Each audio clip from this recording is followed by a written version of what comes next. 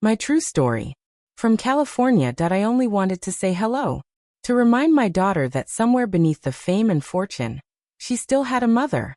The oranges I carried were warm from the sun, chosen carefully, round, golden, just like the ones she loved as a child. I used to peel them in a long spiral, saving the last piece for her to pop into her mouth with a laugh. Foolish of me to think she might remember. Her mansion towered over me. $10 million of white stone and glass. At the gate, the camera's red light blinked.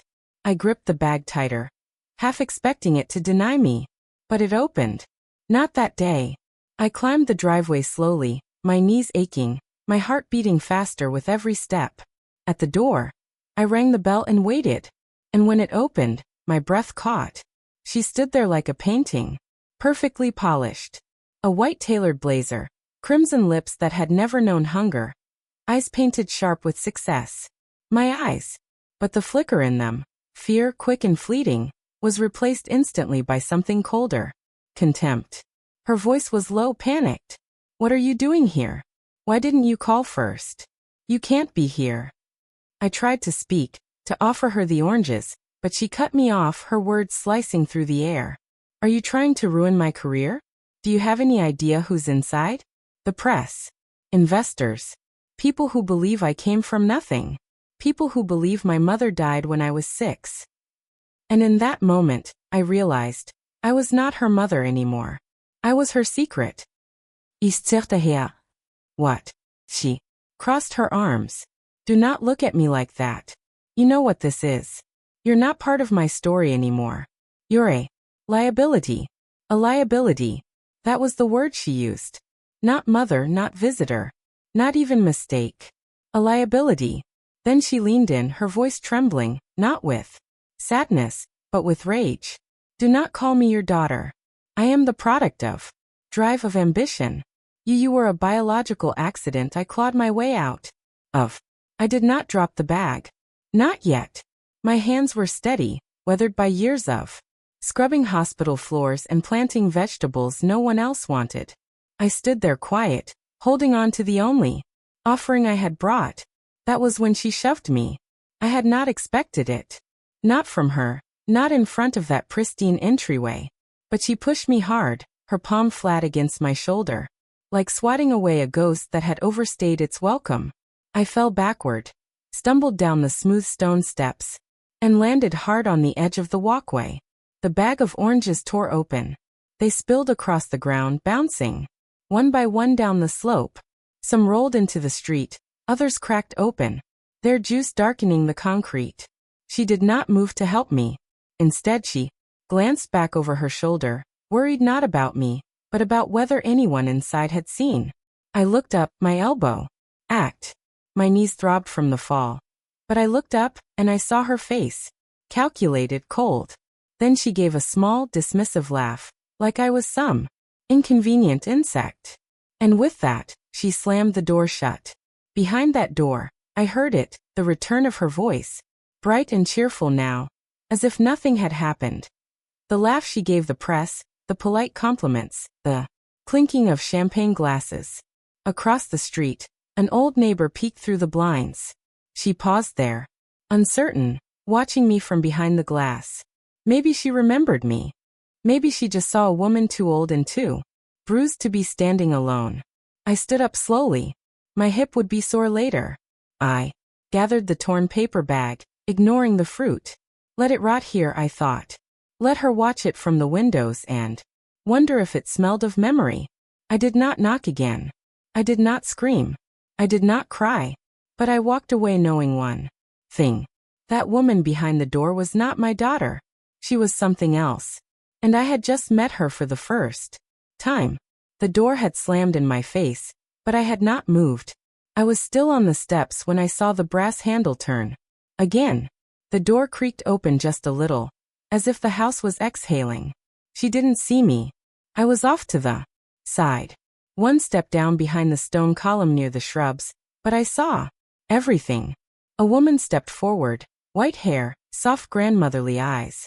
She wore a delicate shawl draped over her shoulders and pearl earrings that caught the light. She looked gentle, fragile, even, The kind of woman strangers call darling at the grocery store. She was holding my daughter's hand, and then I heard her say it.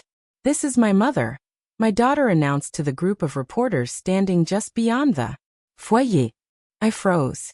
"She lost everything to raise me," she continued. "I was in and out of foster care, but she never gave up. She worked 3 jobs just to send me to school, and when I was accepted into Stanford, she sold her wedding ring to buy my plane ticket." The cameras clicked. The crowd murmured. I could see someone wiping their eyes, and I stood outside, invisible. No worse than invisible. Replaced that woman, the one with the warm expression and trembling hands. She smiled and gave a shy nod to the cameras. "I always believed in her," she said, squeezing my daughter's hand. "Even when the world didn't, I felt my chest tighten. My legs wanted to give out from under me." I knew this performance. I had lived it for real, but now someone else was acting it out on a grander stage for people who would never know the difference. My daughter turned to the cameras again. "She's why I created healing from nothing," she said, her voice breaking slightly. "Because I know what it's like to start life without a safety net. And I know how powerful it is when someone gives you love you didn't earn." The woman dabbed her eyes with a tissue. "She earned everything." They hugged and I stood there shaking. That was my life. They were reenacting my sacrifice, my struggle. I was the one who mopped blood off hospital floors during night shifts to pay for her textbooks. I was the one who stitched her school uniforms with calloused fingers and heat rashes from working the laundry boiler in July. I was the one who loved her fiercely and quietly, without a stage or audience. But it was not me in that house. She had told them. I died at 6 years old. 6.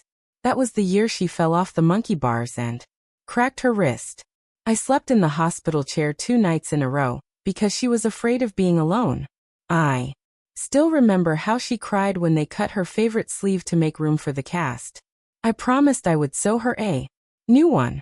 And I did, but none of that mattered now. She had rewritten history and killed me in the process. And worst of all, she had replaced me with a better version. A gentler face, a softer voice, a more camera-friendly kind of love. Someone who could say all the right things without the rawness. Someone who never had to yell at her to study or cry in the bathroom when the rent check bounced or slap her own hand for scraping leftovers off hospital trays just to feed her kid. That woman didn't earn the right to be called mother, but she got it anyway. And I who carried that girl inside me for 9 months, who tore my body apart to bring her into this world. I was edited out of the story like a typo. I backed away slowly before the door shut again. I did not want them to see me, not her, not the photographers, not that actress pretending to be what I am. She would not have the decency to look ashamed. I walked back to the sidewalk. My legs shook. My palms stung from the fall earlier, but I barely felt it. Inside that house, they poured wine and clinked glasses. My daughter had the world believing she rose from ashes. But those ashes, they were me. I did not go home right away. I wandered. I sat at a bus stop with the broken plastic bench and watched strangers rush past. Mothers tugging their kids' backpacks. Grandmothers helping toddlers with shoelaces. Life all around me as if I were the one who had died. When I finally returned to my little house, I turned on the television. There she was. Again, my daughter. On a morning talk show, sitting on a white couch next to that same woman. The screen read, "From foster care to fortune, the power of a mother's love." The host leaned forward, hands clasped. "So your mother returned. After all these years?" My daughter nodded solemnly. "She found me just before I gave up hope. I always knew, somewhere deep down, that she would come back." The woman beside her squeezed her hand. I stared at the screen. I thought about the letter she had written me on her 17th birthday. The one I kept in a tin box under my bed. "You're the reason. I'm not afraid of the dark," she had written. "You're my roots, Mom." And now, she said I was dead and loved another. That night I sat alone in the kitchen, watching the fruit flies circle the ruined oranges. I had brought them as a peace offering, a memory, a mother's gesture. But now I understood. She did not want peace. She wanted profit. He did not just erase me. She sold my story to someone else. And the most painful part wasn't that she lied. It was that she gave my love, the very love she had rejected, to a stranger and made it beautiful, palatable, photogenic. She had finally embraced motherhood, just not mine. I did not confront her. Not yet. There was a difference between pain and proof. I had all the pain, but I needed the proof, so I hired someone. A quiet man named Will, retired from law enforcement, now working private surveillance for those who needed eyes in rooms they could no longer enter. I paid him from my pension fund, the one I had built cleaning hospital bathrooms for 2 decades. The irony stung, but not as much as her betrayal. He began with public events, galas, fundraisers, book signings. He wore suits. He posed as a photographer, and he sent me pictures. There she was, my daughter, smiling, holding hands with the silver-haired woman they all now called her mother. But Will dug deeper. One Tuesday morning he knocked on my door and laid down a file. Her name was not listed in any foster system. She had never adopted, never applied to be a caregiver. She had no children, not anymore, because she lost hers to poverty. Before she became an inspiration, she was a mannequin at a theme park, paid by the hour to stand still and smile. Her real name was Margaret T. Ellis. She filed bankruptcy twice, lived in a mobile home, had a son who died in a group home from untreated asthma. And now she played the part of the loving mother of a millionaire. I stared at the photos. One in particular caught my eye. She was sitting in a green room chair, her makeup half applied, staring at her reflection, not smiling, not sad, just empty. I kept staring. There was something in her eyes that looked familiar. I asked Will to find her, and he did. 3 days later, I waited in the shade of a small cafe near Pasadena, behind sunglasses and a wide-brimmed hat. My heart pounded like I was going into battle. She arrived on time. Margaret was thinner than she appeared on screen, frilier. Her hands shook slightly when she lifted her iced tea. She wore a sweater despite the heat. She recognized me instantly. "You're her real mother," she said. "No pretense, no act." I nodded. She looked down. "I figured you'd come one day." "I just have one question," I said. "Do you have children?" Her eyes welled up instantly, and this time there were no cameras to catch it. "I did," she whispered. "A boy, Levi. He was 9 when he died." Silence stretched between us, like an old rope bridge. "I lost him because I was poor," she said, "not because I didn't love him. And when your daughter offered me this role, I thought just once I'd like to be called mom again." I could not hate her. I had hated her on screen when she hugged my child and wore my memories like pearls. But here, in the heat and honesty of the afternoon, I saw her for what she was. Not a thief, but a ghost just like me. "I don't blame you," I said quietly. "You're not the one who threw me away." She nodded, tears slipping down her cheeks. "She told me you left," she whispered. "That you died in prison, that she was alone." I shook my head. I was never gone. I never left her. She just needed a better story. Neither of us spoke for a while. When we parted, she squeezed my hand. Not in apology, not in guilt, but in recognition. That night, I went home and opened the folder I had not touched in years. Clippings, receipts, a bank letter proving I'd co-signed her student loans, a grainy photo of me on her dorm steps holding a care package. These were the small truths I gathered. Then I made a call. Dan Nguyen answered. He was a scrappy reporter, I remembered, once brave enough to accuse my daughter of lifting a TED Talk from a lesser-known speaker. She'd sued him and tried to silence him, but his peace had stayed with me. When he picked up, I said, "You don't know me, but I'm the woman your story was about. I'm her mother." There was a long pause. "The dead one?" he asked. I smiled despite the ache. "Not anymore." I went home without fanfare. No dramatic confrontation at the gate, no triumphant music, just the familiar dust of years settling on my skin. I locked the door, pulled the curtains, and walked to the back bedroom. Under the bed sat a rusted tin cookie box, its corner dented from years of being shoved into lockers and cupboards during night shifts at the hospital. I'd kept it not for biscuits but as a makeshift safe. A place to tuck away the things I couldn't afford to forget. I sat on the floor and lifted the lid. The truth wasn't in court filings or press releases. It was in ink and cloth and crayon. The top paper was her letter.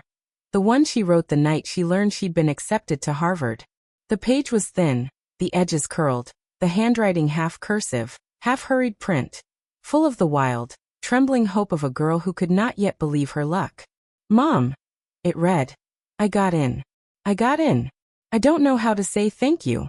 Without you I'd be dead or worse. You never let me fall. Not once. I owe you everything. I'm going to make you proud. Just you wait. There was a heart at the end. Not drawn perfectly. Lopsided, but it was real. Beneath the letter was a small bundle of cloth, an old shirt torn. At the collar, it was the same faded blue I remembered, my work uniform from the county hospital, the one I wore the night she was admitted for pneumonia. She was 9 feverish. I stayed by her bedside for 3 nights, never leaving, not even to change. She asked once why my shirt smelled like bleach and tears. I told her that's just what love smells like sometimes. I kept that shirt because I never wanted to forget what it meant to be needed. And underneath that, folded between 2 pieces of yellowing newspaper, was the poem she had written. It for Mother's Day in the 5th grade. It was taped together at the crease where it had ripped from her backpack. Mom is the mountain. I am the tree. If she falls down, what happens to me? I remember crying when she gave it to me. Not just because it was sweet, but because it was the first time I thought she saw me. Not as a worker, not as a tired woman with holes in her socks, but as her mother, her mountain. I laid the poem on the table, smoothed out the letter, placed the cloth beside it. Then I began taking photos, one by one, high resolution, no filters, no edits, just the raw truth of paper, fabric, and memory. I did not cry. Not now. I had already shed those tears long ago when I still thought love was enough to protect me from being forgotten. Now I had something stronger than grief. I had proof. I opened my laptop. I searched for every company listed as a sponsor on her website. Every investor who publicly supported her foundation, every brand ambassador who used her name in campaigns about overcoming.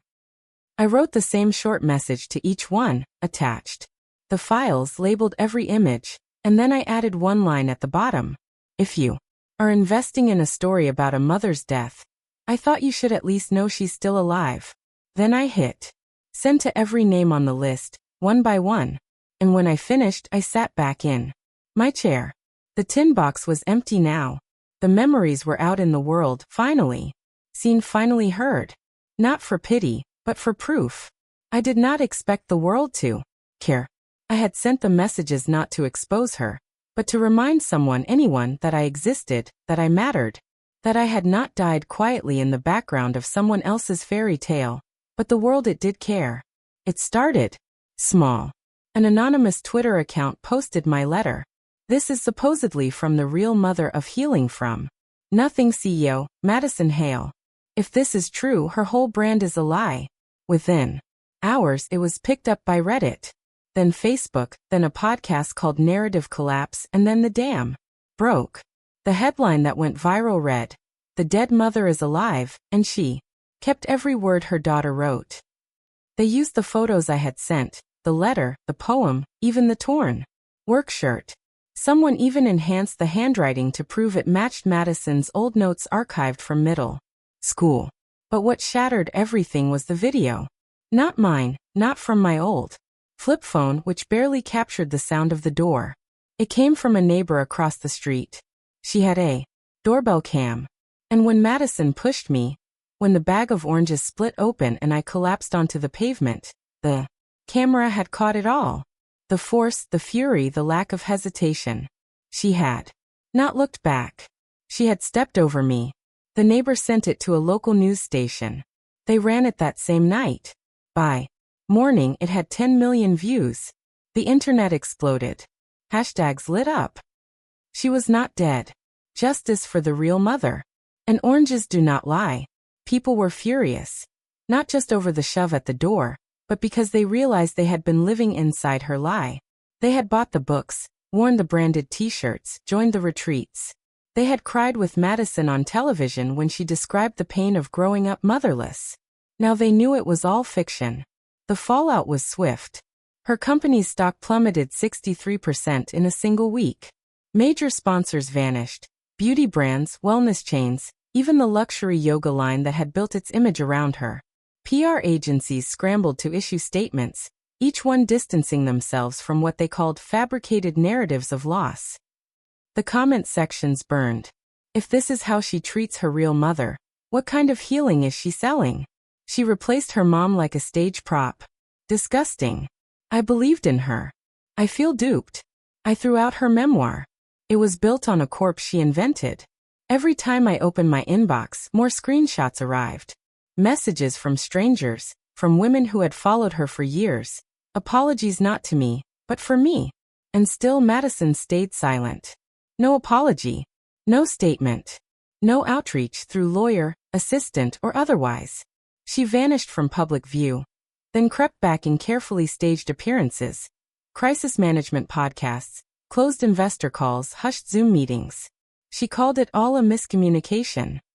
An emotional misunderstanding from a complicated past.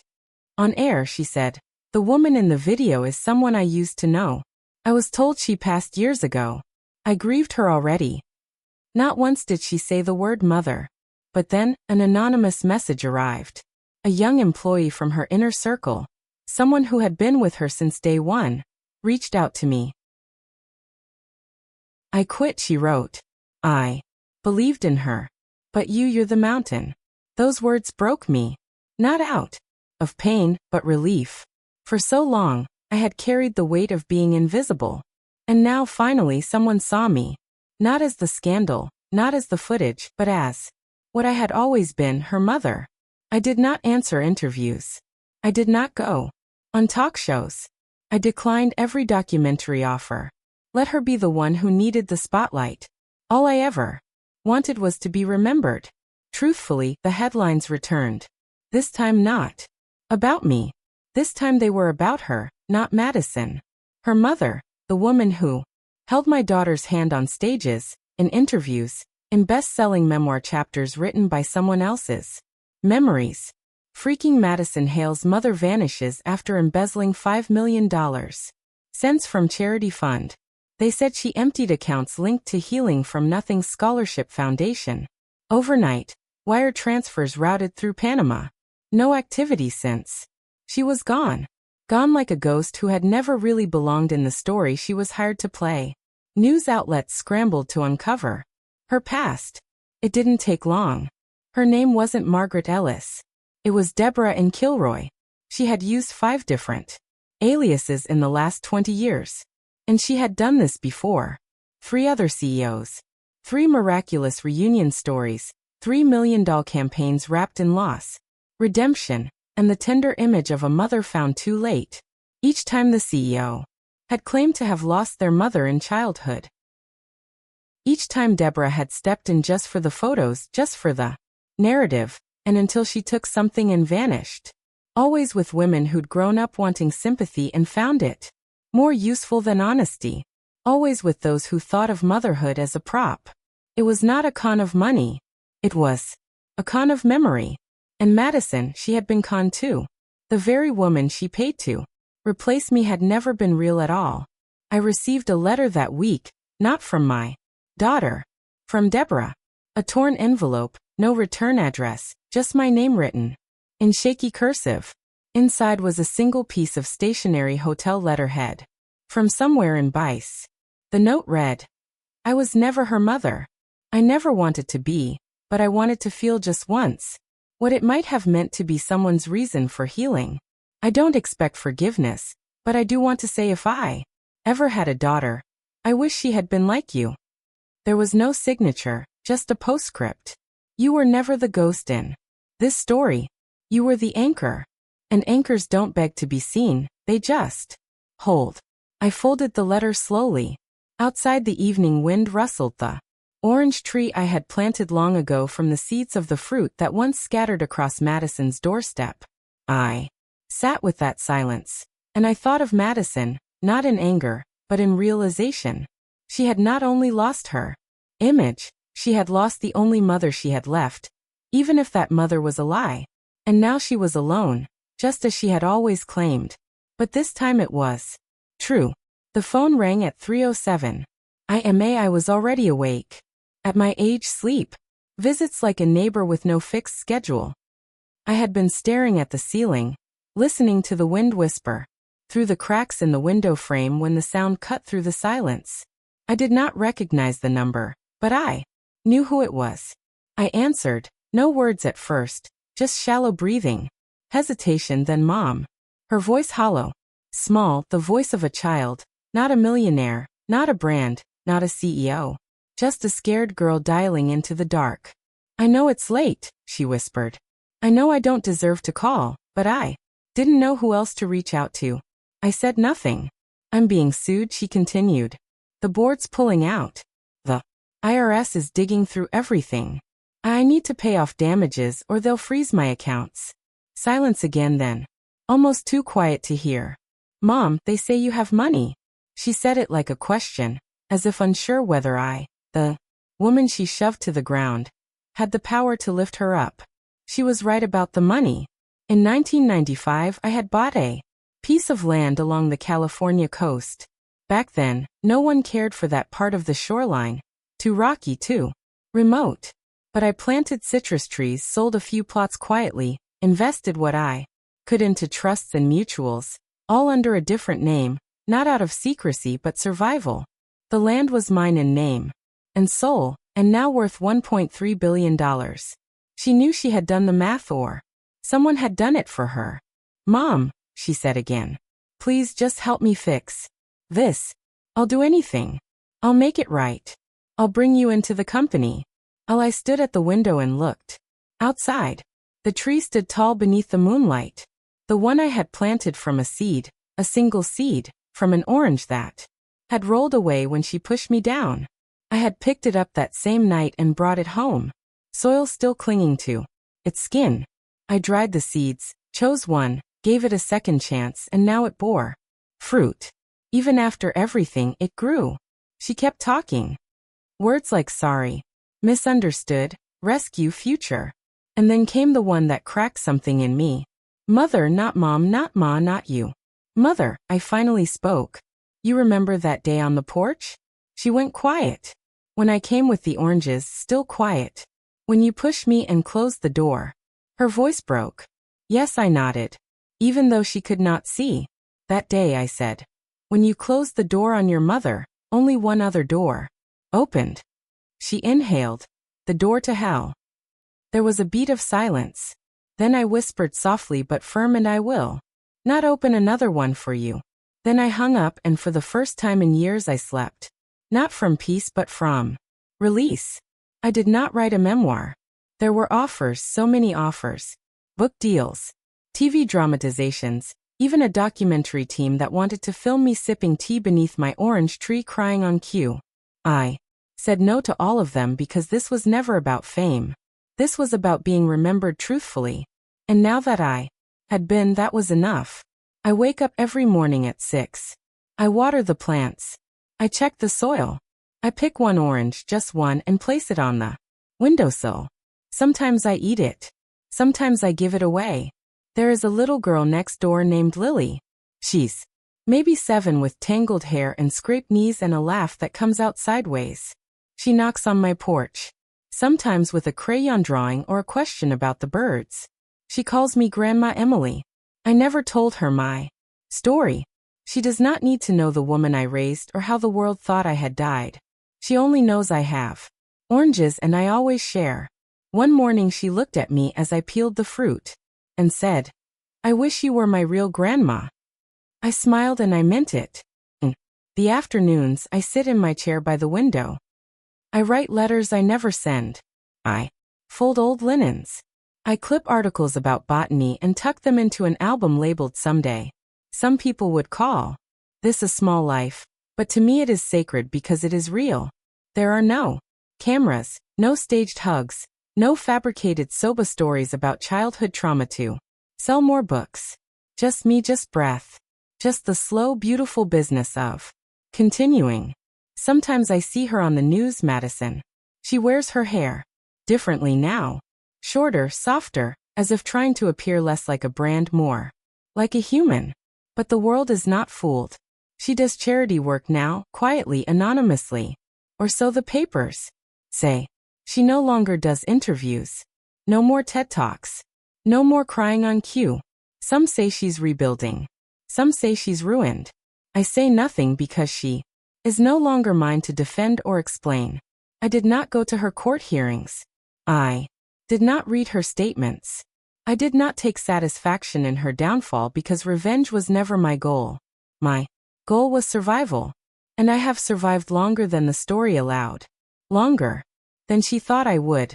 Longer than the silence meant for me. My name is not printed in textbooks. No one writes think pieces about the woman behind the scandal. But sometimes someone knocks on my door. Not journalists, not producers. Just people. A woman who says, I lost my mom too. Except she's still alive. She just forgot I mattered. A nurse who says, I read your letter to the investors. I cried. A man who brings me oranges from his own tree and says, I planted this because of your story. And each time I smile because I am still here. The world tried to erase me. My own daughter tried to rewrite me, but I am still here, living, breathing, growing, like the tree outside my window, born from a seed that fell from a bag that was ripped from my hands when she pushed me. It grew anyway, and so did I. This story was never about revenge. It is about roots. The kind they try to forget, the kind that keep holding long after you've been cut off. And so I say this, not to the world, but to the quiet. You don't have to be remembered to be real. You don't have to be seen to still hold someone's sky. You don't need a name on a book jacket to matter. Because a mother, a real mother, never truly disappears. Even when she is written out, even when she is replaced, even when she is declared dead, she still lingers. In letters, in lullabies, in trees. It has been 2 years now. 2 years since the world watched her fall, and I chose silence. Since the fake mother vanished and the press turned its gaze elsewhere. 2 years since her call in the night, and I shut the door. Not just on her, but on a chapter one no longer belonged to. Life did not go on. It returned. Some mornings I wake before dawn, not because I cannot sleep, but because I want to honor the ritual I created. I step into the backyard and inspect the orange tree under the soft glow of street lights. Every leaf, every blossom tells a story of endurance. Some branches still bear fruit, others don't, but I see potential everywhere. The house is smaller than the one she built. The walls are painted a calm dove gray. I've added just one framed document inside. Her birth certificate displayed on a small table by the back door. I placed it there because that is where she pushed me and where I planted a new life from the wound. I named the tree Hope in my head. I didn't name it out loud. That would feel like jinxing something precious. On weekdays, I walk down the block to the community center. I volunteer at the senior lunch program serving vegetable soup and second helpings of bread. I don't say that it matters less than her TED Talks or magazine features, but it matters still. People know me as Grandma Emily. They don't know my past, nor do I volunteer it. Some come back week after week to talk about their grandchildren, their aches, or the weather. Some bring fresh croissants as a thank you.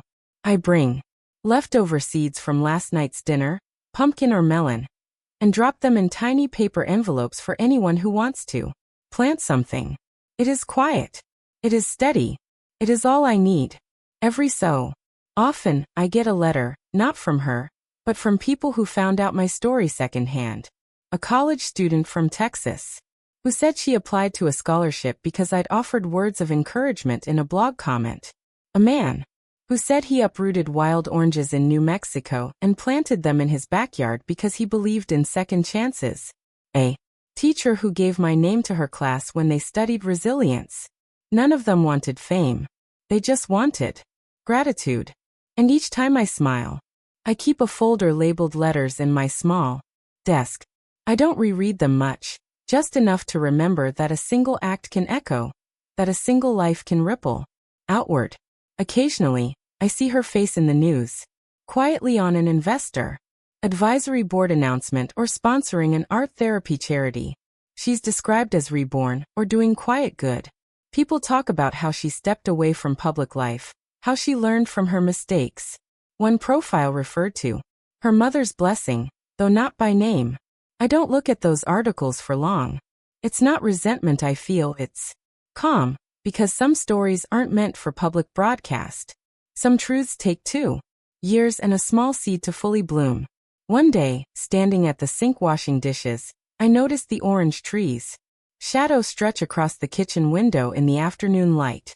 I paused, dish in hand, and thought, it's still growing. Later that evening, I heard a knock. Lily, now 9, stood on the porch with her bicycle. She wore her usual messy ponytail and a t-shirt printed with a smiling sunflower. "Granny," she said, "Mommy isn't home yet. Can I stay for dinner?" "Of course," I replied. "Come on in." She skipped inside, showed me her scraped elbow, told me about a friendship bracelet she made, asked if the oranges were for baking. I smiled and tossed her a bowl of sliced fruit. "Thank you," she said, biting into the wedge. The juice dripped on her chin.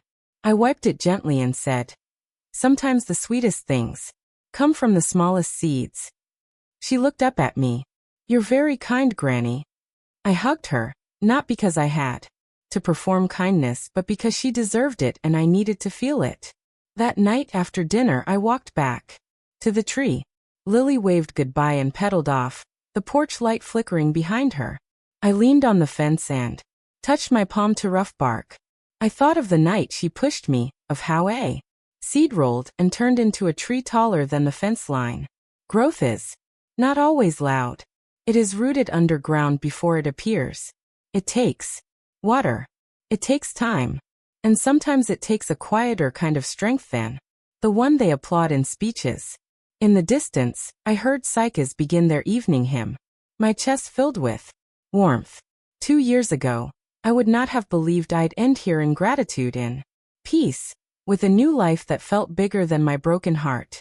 I wonder occasionally if she thinks of me, if she remembers the smell of oranges in the dawn, if she sigh at orange blossoms in spring, but I do not dwell on it because waiting for someone to change is not the same as living your own change. I plant new seeds in the garden each spring. Sunflowers, zinnias, herbs. I grow patterns in patience. Sometimes when Lily comes over, I give her a few seeds to keep. She asks what they are. I tell her, begin with what looks broken. If it still sprouts, let it grow. One evening, I noticed a vine curling up the backyard fence. No one had planted it. It simply appeared. I called it Survivor. For a while, that vine felt like me, like all of us who weather storms meant to break us. Sometimes I write a sentence when the day is heavy, a poem when the wind is gentle, a reflection when the rain softens the air. I tuck them into a notebook, not caring if they're ever published. Because publishing isn't the same as living. And living slowly, beneath sunlight, beneath moonlight, that's the real work. I'm not hiding. I'm stepping aside, letting the young carry hope forward, while quietly reminding them. Some stories, like trees, grow tallest when they stand without applause. 2 years ago, I thought forgiveness had to be grand, a public apology, a mended bond, a restored stage.